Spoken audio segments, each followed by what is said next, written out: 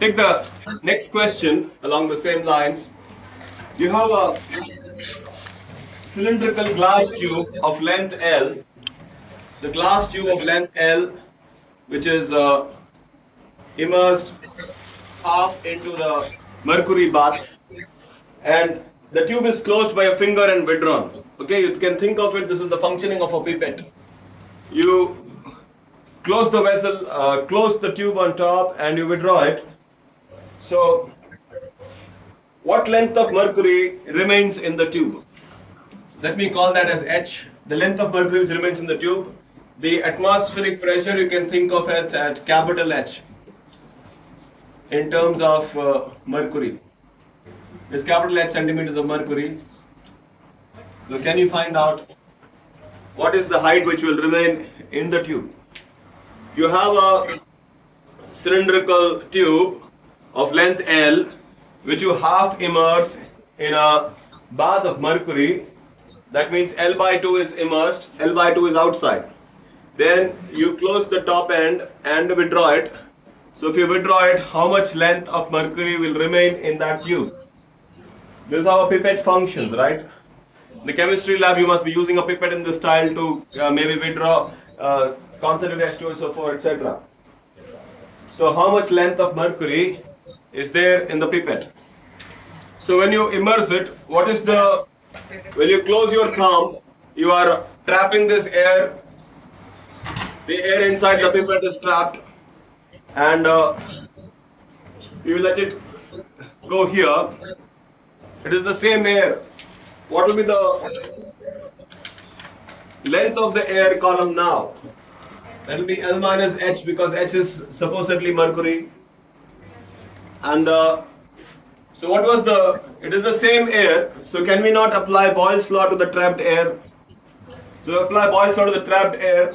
What do we say? P1 V1 equals P2 V2. Temperature remains the same. So P1 V1 equals P2 V2 means what? What is the pressure here? The pressure of air here. If you say P1 V1 equals P2 V2, the pressure of air in the first is this is the atmospheric pressure. So we can say H centimeter of mercury into V1. V1 will stand for L by 2 times A. The A is the cross-sectional area. What is the new pressure? The new volume is L minus HA. What is the new pressure? Yeah, that's the thing, key thing. What is the new pressure? Yeah. What is the new pressure? Atmospheric pressure minus that length. Minus? H. That length. Yeah, that length. That's right. If this is the pressure here is H centimeter of mercury, so above it will be H minus H centimeter of mercury. At this point, this is the same thing as the pressure inside. So we can call this as H minus small h centimeters of mercury. Well, that's all. Simplify small h. It's a quadratic equation. You should be able to get it. A cancel. Centimeters of mercury cancel. So simplify this and tell me why are you choosing one answer against the other. Yeah, what do you get? Which root are you taking, the plus or the minus? You will have minus b plus minus root of b square minus 4ac by 2a. So I'm saying plus minus. Why do you take one of the roots, not the other? Plus will become more than the length of the tube. I said minus. Plus you cannot take because this will be more than capital L. So we take minus. That's it. After solving this quadratic, don't you get that? Yeah, shall we proceed? Having solved this quadratic in terms of h square, you will get two roots. One of the roots is bigger than the length of the tube. You can't have more mercury than the length of the tube in this. So obviously it is the other root. So the other root is this. Okay? We move on. Next question. Consider this vessel which I am making here. You have a vertical cylinder with a piston there. You got 1 mole of a gas in both the compartments. You got 1 mole of a gas in both the compartments and separated by a piston which can move. The upper one is having a volume V1, the lower one is having a volume V2. Now what is given is initially the volume of the first, this is initially shall I say 10 is 4 times V20. Initial volume of the upper compartment is 4 times the volume of the lower compartment. Then, and the initial temperature is 300 Kelvin. So the question is, to what temperature will you raise such that the volume becomes 3 times the volume of the lower? What is the temperature to which you will raise such that the volume becomes 3 times that? Rather, we will try to keep it in general format. This is like eta times, and let's say eta equals 4, and this is eta dash times, and eta dash happens to be 3. So solve it in general terms, eta and eta dash. Later on you can substitute for the answer. Yeah, what can you say about the pressures on both the sides? Pressure, no, pressure won't be, see, you don't ignore the weight of the piston. Okay. If the pressure were equal, then why are the volumes different?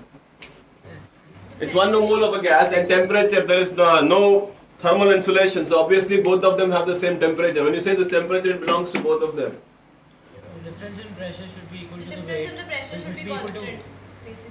Yeah, that is equal to the weight, that's right. The difference in pressure will be equal to mg by A. So what is the difference in pressure? In the first case, what is the pressure? PV equals nRT, we say. So that will be, in case 1, number of moles is 1. So shall I say PV equals nRT?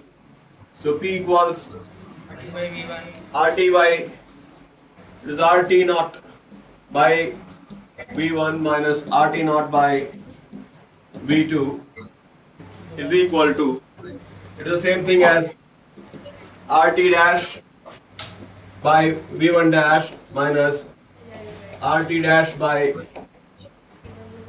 V2 dash. Minus mg by. What is V1 dash, V2 dash? We can say that this is eta times that. So if you take the total volume, let V1 plus V2 equals the V total. So how much is V1 and how much is V2? If you take V1 naught plus V2 naught, so V1 naught will be eta V1 naught. So V2 naught is V naught by eta plus 1, and V1 naught is eta V naught by eta plus 1. So solve for T dash, that's all. V naught cancels, you have the answer in terms of eta and eta dash, etc. Yeah, if you rearrange that, do you get this? Yeah, are you able to get this or not? Yeah, what's the problem? If you cross multiply, V naught anyway gets cancelled, so you have T naught, T dash and eta dash plus 1. Cross multiply, simplify to get this. Yeah, has anyone got it? Yeah, are you who has got it? Has anyone got it? Yeah, okay. So shall we go ahead? Yeah, so cross multiply and simplify to get this answer. And if you substitute for eta and eta dash as 4 and 3 respectively, you would get this answer. So let us proceed. I think the main idea here was the pressure remains constant. Rather, the pressure difference remains constant. And then you proceed to simplify. Okay, I move on to the next question. Two identical vessels are connected by a tube with a valve. See, a valve means it can allow one-way traffic. So it can go from one side to the other side subject to some condition. These are two identical vessels. Okay? There.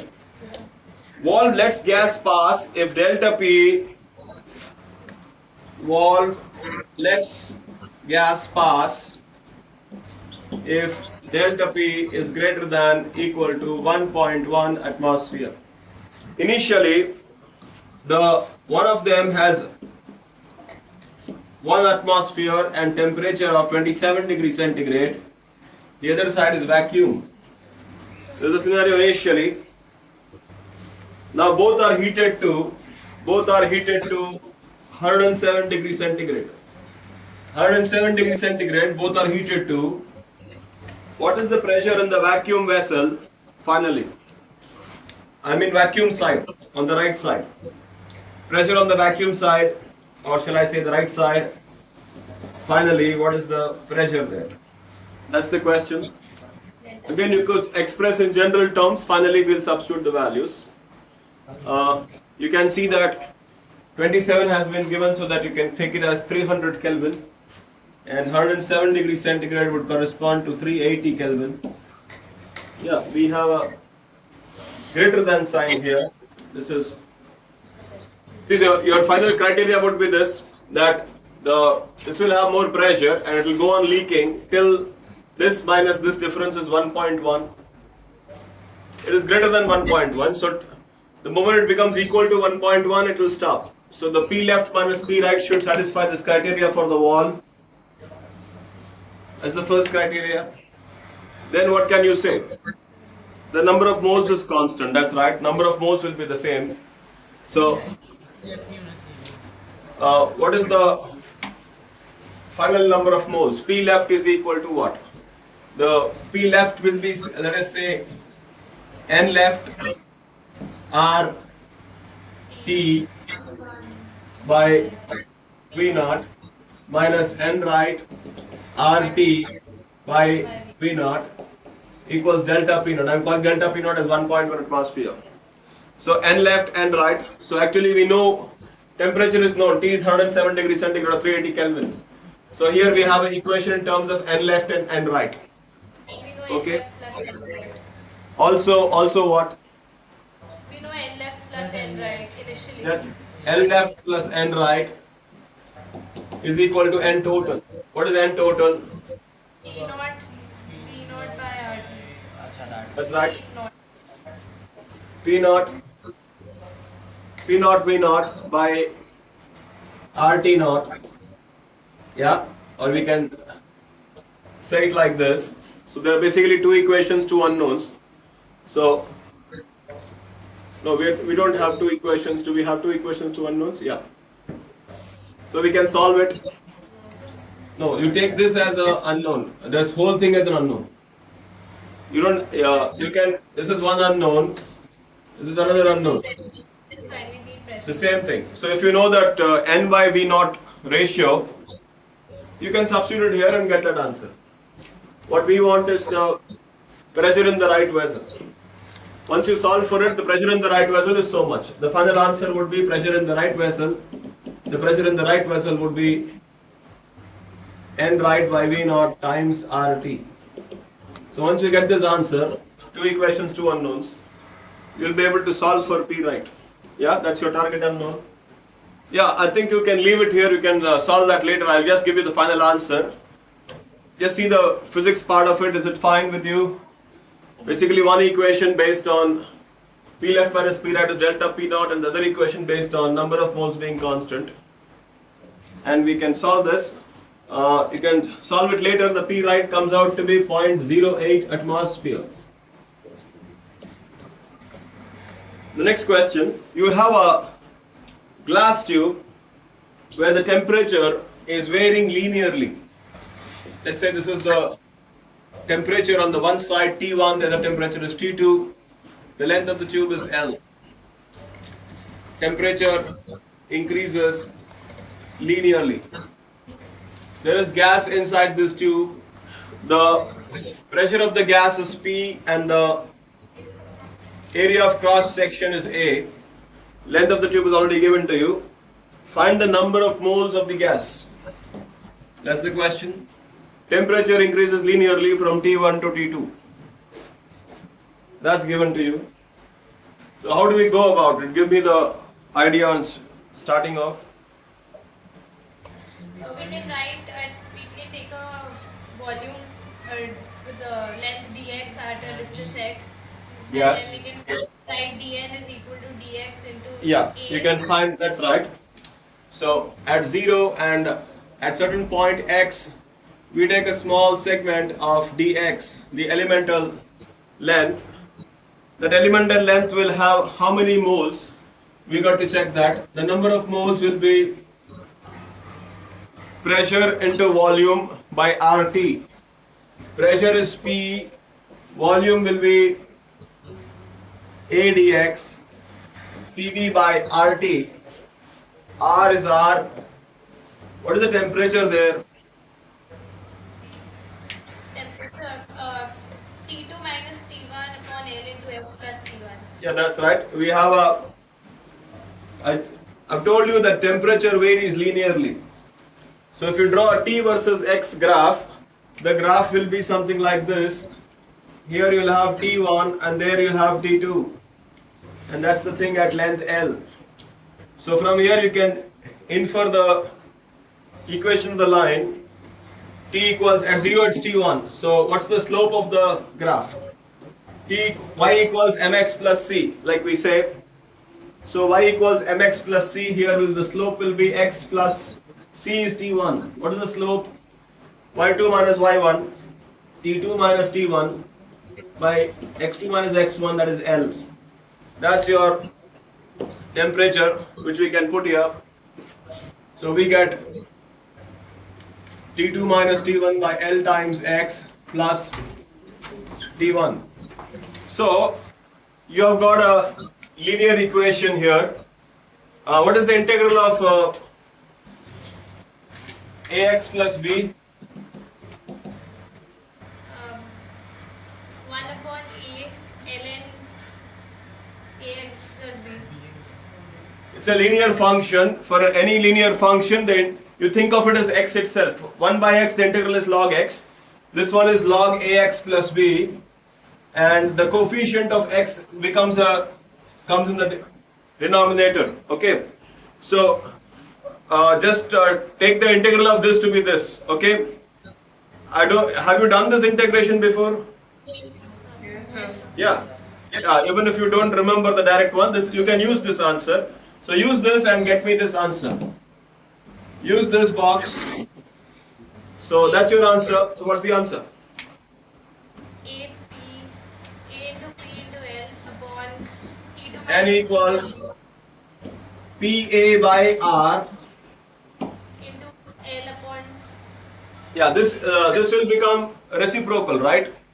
So L upon T2 minus T1 log of, T2 upon T1. yes, when you put limits, it will become T2 upon T1. You can check that out. When you take the limits between, what are you integrating from? 0 to L. When you integrated total number of moles from 0 to L, x is varying from 0 to L. So you get the final answer as log T2 by T1. Natural log, you'll get this log